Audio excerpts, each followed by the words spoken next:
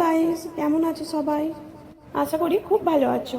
তো আজ আমি তোমাদের করে দেখাবো ঝাল সুজি বা সুজির উপমা। এর জন্য এখানে লাগছে গাজর কুচি, ক্যাপসিকাম কুচি, কাঁচা লঙ্কা কুচি, আলু কুচি, ক্যারি পাতা ও বাদাম। আর এখানে নিয়েছি সুজি। প্রথমে একটা শুকনো কড়া নিয়ে ওর মধ্যে সুজিটা দিয়ে দেবো। আর হ্যাঁ, এখানে আমি 2 কাপ সুজি ইউজ করছি। তো চলো এখানে এবার সুজিটাকে ভালো করে নেড়ে চেড়ে ভেজে নেবো। গ্যাসের ফ্লেমটা যেন লো থাকে, নাহলে সুজিটা বেশি ভাজা হয়ে যাবে অথবা পুড়ে যেতে পারে।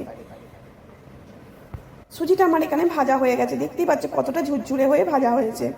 এবার আমি এটাকে নাবিয়ে রেখে দেবো। এরপর আবার একটা কড়া নিয়ে ওর মধ্যে দিয়ে দেবো কিছুটা পরিমাণ সাদা তেল। তেলটা গরম হয়ে আসতে এরপর দিয়ে দেবো ছাড়িয়ে রাখা কাঁচা বাদামগুলো। এবার বাদামগুলো একে একে ভেজে নেব। বাদামগুলো নেড়ে চেড়ে নিচ্ছি। তো এখানে আমার বাদামগুলো ভাজা হয়ে গেছে। এগুলোকে এবার নাবিয়ে রেখে দিয়ে তেলটার মধ্যে এবার কিছুটা সর্ষে ফোড়ন দিয়ে কারি পাতাগুলো দিয়ে তারপর আলু, গাজর, ক্যাপসিকাম, কাঁচা লঙ্কা একে একে সমস্ত সবজিগুলো দিতে থাকবো। তো আমার এখানে সমস্ত সবজি দেওয়া হয়ে গেছে। এরপর এগুলোকে ভালো করে নেড়ে চেড়ে ভেজে নেব। মনে রাখবেন সবজিগুলো যেন খুব বেশি ভাজা না হয়ে যায়। এই ভিডিওটি তোমরা কে কোথা থেকে দেখছো একটু কমেন্ট করে জানাবে প্লিজ। এরপর দিয়ে দেবো নুন, কিছুটা হলুদ। এবার এটিকে ভালো করে নাড়তে থাকবো। তো আমার সবজিগুলো কিছুটা ভাজা ভাজা হয়ে এসেছে। মোটামুটি আমার 70% ভাজা হয়ে গেছে। আর এগুলোকে ভাজবো না। এরপর দিয়ে দেবো ভেজে রাখা সুজিটা।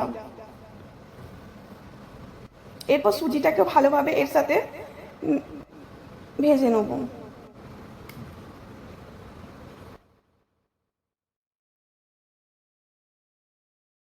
তো দেখতেই পাচ্ছ এবার আমার সুজিটার সাথে সবজিগুলো ভালোভাবে মিশে গেছে।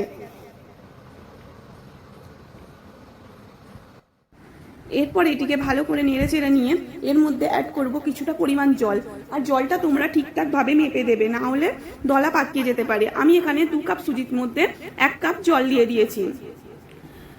ঠিক আমি অনেকক্ষণ ধরে ভালোভাবে নাড়াচাড়া করে নেবো। তো নাড়াচাড়া করে নিয়ে রেডি আমাদের এখন ঝাল সুজি বা সুজির উপমা। তারপর দিয়ে দেবো ভেজে রাখা বাদামগুলো। তো এটিকে নেড়ে চেড়ে ভালো করে নামিয়ে নিলেই রেডি আমাদের সুজির উপমা বা ঝাল সুজি। তোমরাও বাড়িতে বানিয়ে দেখতে পারো। আর অবশ্যই কমেন্ট করে জানাবেন কেমন লাগলো ভিডিওটি। ভিডিওটি এখানেই শেষ করছি। তো ভালো লাগলে লাইক, কমেন্ট, শেয়ার করে দিও। আর দেখা হচ্ছে পরের কোনো একটা ভিডিও নিয়ে। ভালো থেকো, সুস্থ থেকো। টাটা সবাইকে।